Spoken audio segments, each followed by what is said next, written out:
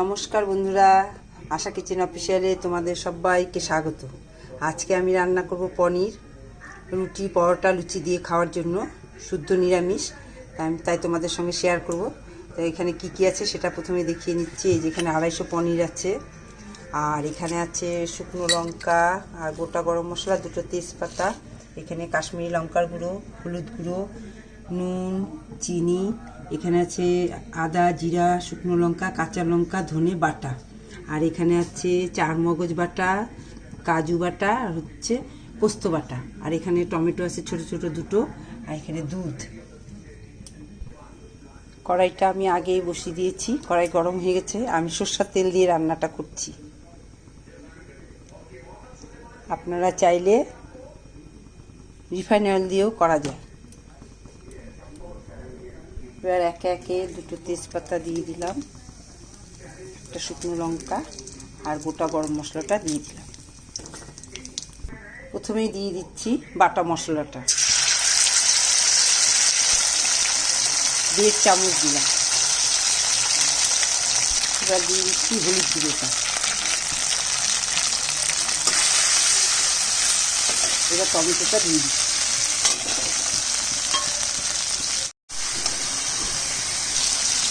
Tomato আর মশলাটা কিছু জল দিয়ে আমি ভালো করে ভেজে নিয়েছি। সম্পূর্ণটা দেখাতে গেলে অনেক বড় হয়ে যাবে ভিডিওটা। তো এখন দিয়ে দিচ্ছি কাজু, পোস্ত আর চারমগজ বাটাটা।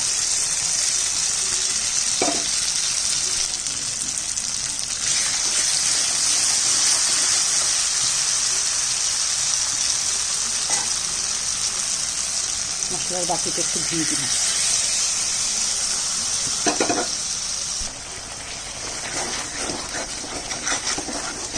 এবার দিয়ে দিচ্ছি সামান্য কাশ্মীরি লঙ্কার গুঁড়ো, কালারের জন্য একটু জল দিয়ে দিচ্ছি। স্বাদ মতো নুনটা দিয়ে দিলাম।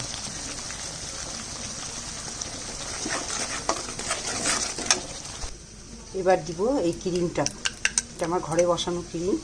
এখন এই ক্রিমটা দিয়ে দিচ্ছি।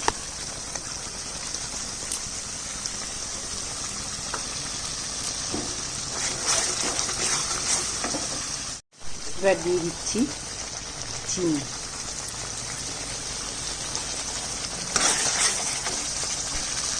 এবার পনিরটা দিয়ে দিচ্ছি।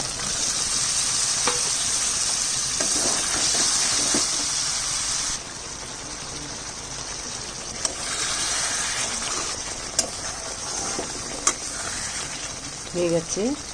এবার দিয়ে দিচ্ছি দুধ।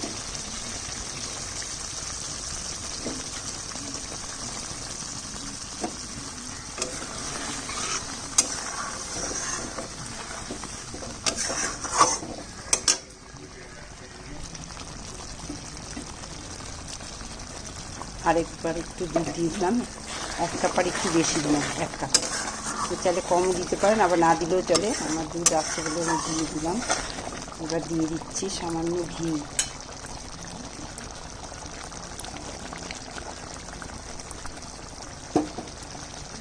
এবার দিয়ে দিচ্ছি গরম মশলা।